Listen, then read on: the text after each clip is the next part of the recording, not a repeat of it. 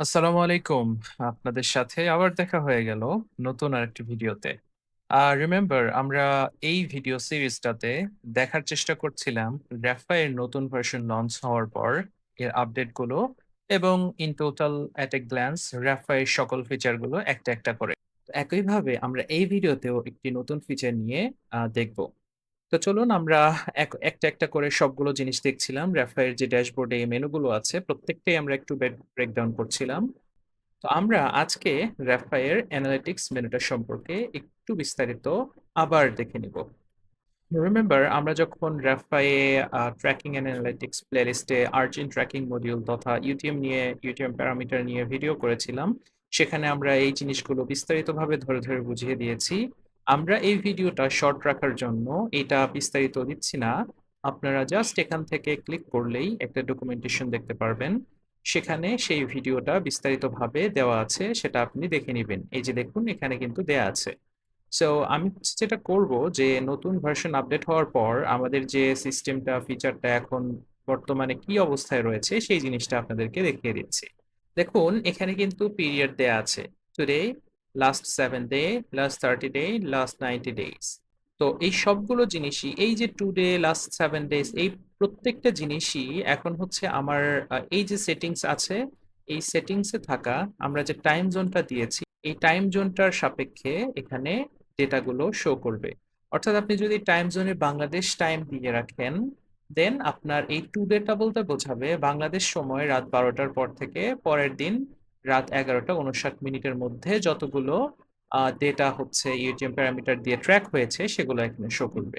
একইভাবে আপনি যদি ইউটিএম ট্র্যাকিং মডিউল দিয়ে আপনার স্টোরের ট্রাফিকগুলো ফেসবুক অ্যাডের মাধ্যমে পাবলিশ করেন এবং সেটা ইউএস মার্কেটে চলে।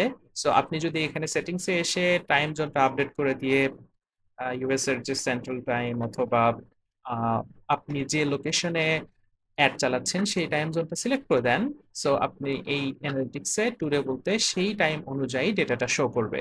ফলে হবে কি যে আপনার অ্যাড ম্যানেজারের অ্যাড অ্যাকাউন্টের যে রিপোর্টিং এবং আপনার স্টোরের যে রিপোর্টিং এটার মধ্যে একটা সামঞ্জস্যতা থাকবে এবং আপনি অ্যাকচুয়ালি দেখতে পারবেন যে আসলে ওই দিনটাতে ইউএস টাইম একটা নির্দিষ্ট ডেটে কতজন ভিজিটর এসেছে।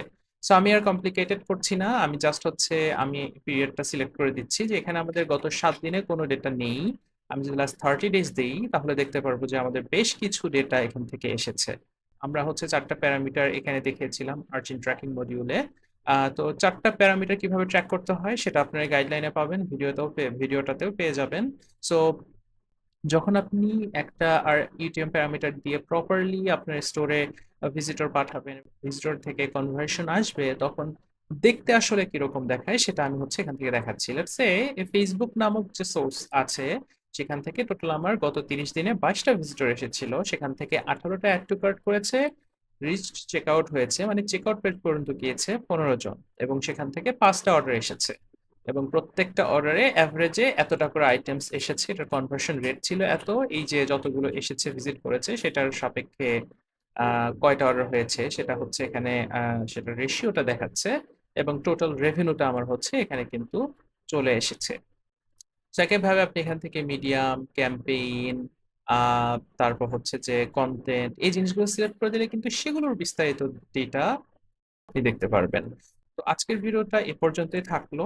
আমরা যেহেতু খুবই শর্ট হাই লেভেল ওভারভিউ করছি এবং আপডেট গুলো জানিয়ে দিচ্ছি প্লেলিস্টের, সো আশা করছি এই ভিডিওতে আপনার মোটামুটি বেসিক ওভারভিউটা এবং লেটেস্ট আপডেটটা জানা হয়ে গেল। এগেইন আপনি যদি কোনো সমস্যায় পড়েন আমাদেরকে সরাসরি সাপোর্টে নক দিবেন। প্রথমে তো অবশ্যই এই ডকুমেন্টেশনটা দেখবেন এবং এই ভিডিওটাও দেখে নিতে পারেন। তারপরেও যদি কোনো ধরনের কনফিউশন থাকে, সেট আপ করতে কোনো সমস্যা হয় আমাদেরকে জানাবেন এবং অবশ্যই আমাদেরকে ফিডব্যাক দিবেন। ধন্যবাদ, আবার দেখা হচ্ছে পরের ভিডিওতে অন্য কোনো একটি ফিচার নিয়ে। Till then have a nice day.